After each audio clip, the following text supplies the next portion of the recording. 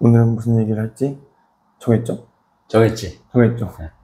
간만에 컨텐츠 정해서 만드는 컨텐츠. 만드는 영상. 만드는 영상. 촬영하는 영상. 오, 인사 먼저 하지. 네. 하이. 하이. 간만에 찍으면 좀 어색하다. 저도 너무 어색해요. 약간 형님도 어색해지려는 느낌이 들어요. 네. 오늘은 저 이거 하면서 멀티플라이어 좀 생각났는데 그때 생각 좀 안 났어요? 날 수밖에 없는 컨텐츠지. 그쵸. 그것도 리더에 대한 얘기였고, 우리가 오늘 하려는 얘기도 리더에 대한 얘기고, 좋은 리더가 어떻게 말하는가에 대한 강연을 받고 그거에 대한 이야기를 오늘 나눠볼까 해요. 맞아요. 우선 이런 거에 관심을 갖게 되는 게 조금 어쩔 수 없는 것 같기는 해요. 그쵸. 사람들이랑 일을 하다 보면 부딪힘 같은 게 있고, 나는 내 생각에는 이렇게 하면 되는데 왜 쟤는 안 하지? 이런 답답함이라든지 이해 안 되는 같은 것들도 생기고. 맞아. 그랬을 때 그럼에도 불구하고 팀이기 때문에 함께 일을 해야 하고, 뭐 내 맘대로 다 자르고 막 그럴 수 없고, 그쵸. 내 입맛에 맞는 사람만 구성할 수는 없는 거니까. 그리고 내가 좋다고 해서 실제로 좋은 건가 맞아. 알 수 없는 거기도 하고. 마지막 얘기 내가 하려고 그랬는데 혼자서 다 끝내버리면 어떡해요. 그냥 설라설라. 너무 많이 맺혀 있었지. 하고 싶은 말 많았지. 그래서 그래가지고 이런 영상이 조금 더 관심이 갔던 것 같아. 그래서 저는 다른 맥락으로 이 영상을 찾아봤어요. 저 이 저자를 좀 좋아해요. 이 말그릇이란 책이랑 이 저자분이 비슷한 주제로 강연을 또 한 적이 있어요. 세바시에서.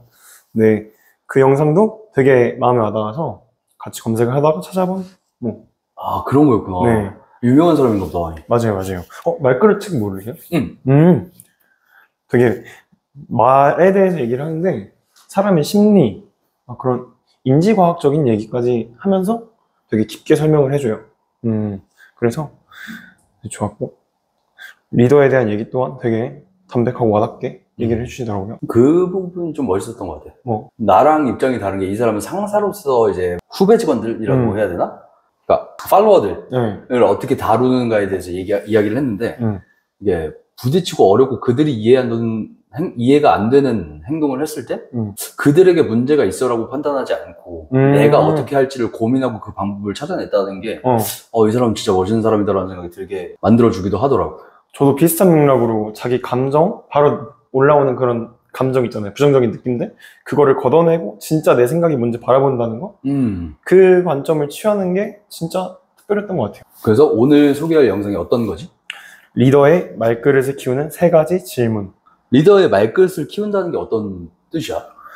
리더의 말그릇을 키운다. 의사소통을 좀 더 원활하게 이루어지게 하게 되는? 의사소통이 중요한가? 그냥 일만 하면 되는 거 아닌가? 너무 중요하지 않을까요? 혼자 일하는 게 아니다 보니까.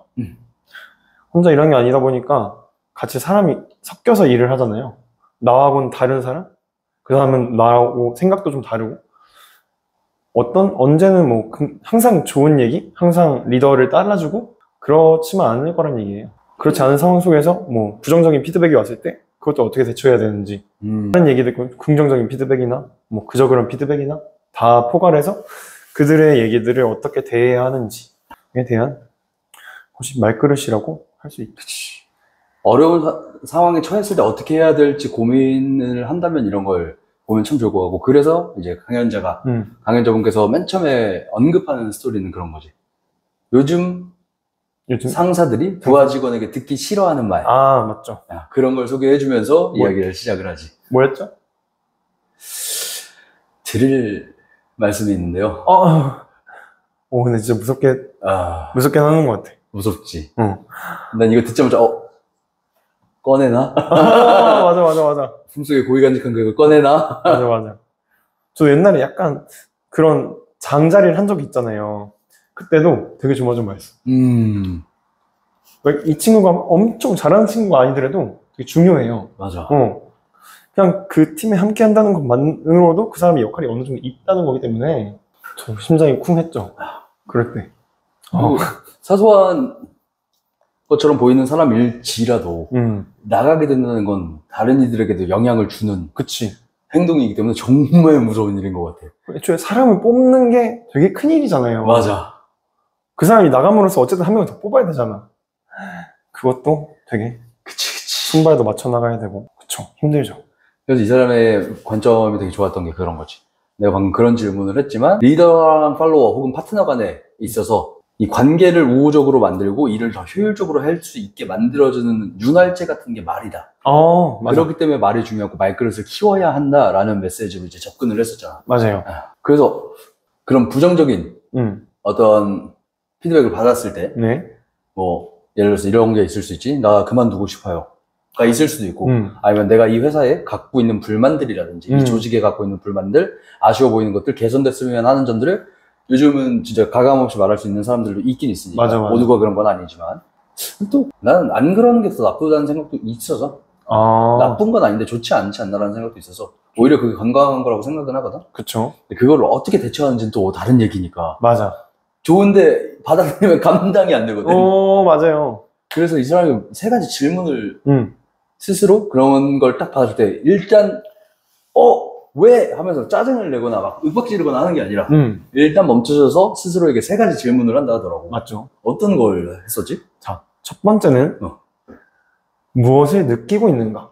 딱 들었을 때 짜증이 나고 화가 날 수 있어. 근데 이거는 약간 어쩌면 관성적인 습관적인 그런 나쁜 감정이란 거죠.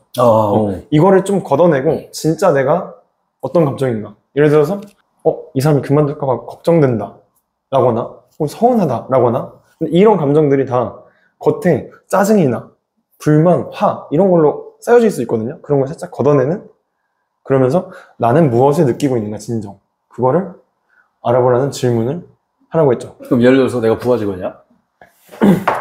팀장님 드릴 말씀이 있습니다. 네. 저는 팀장님이 너무 했던 말을 반복하고 소통하는 데 있어서 너무 답답한 것 같아요.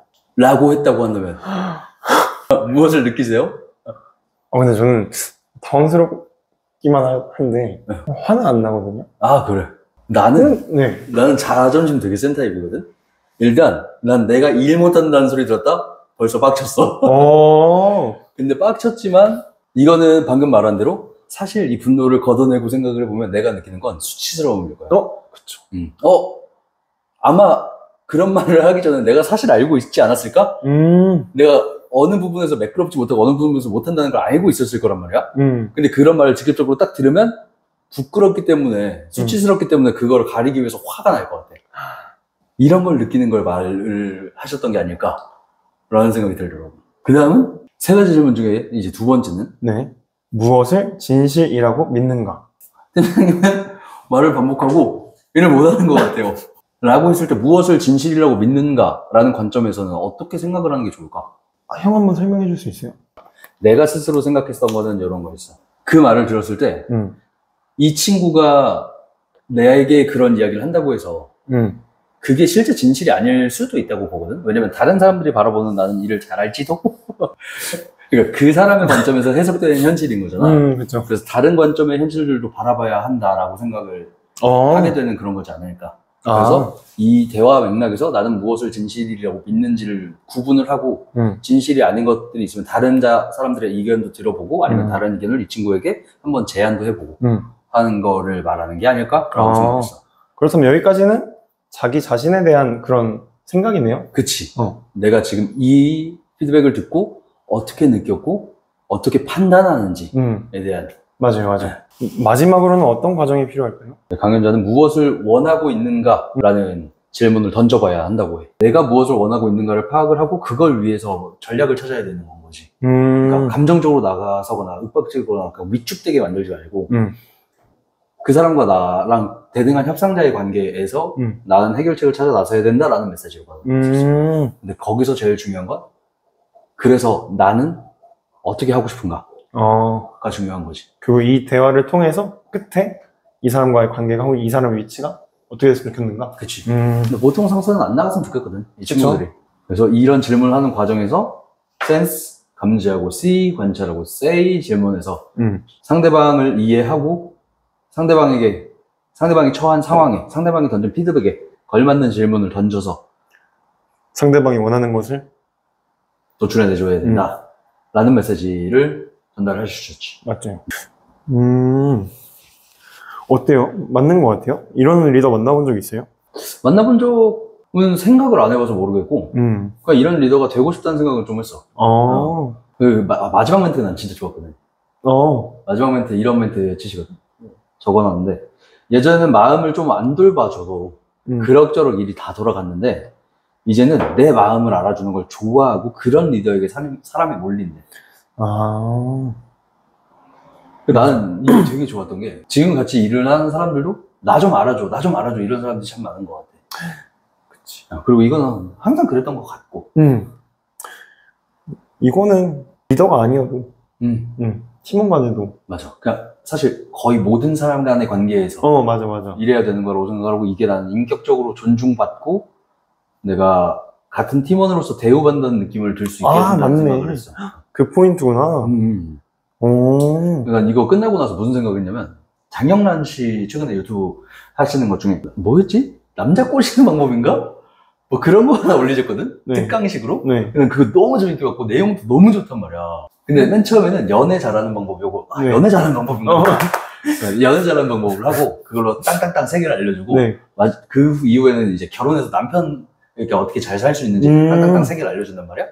남편한테 잘하는 것 중에 기억나는 거 한 가지가 퇴근했을 때 엄청 격하게 반겨준대. 왔어요. 오늘 너무 고생했어요. 막 이러면서.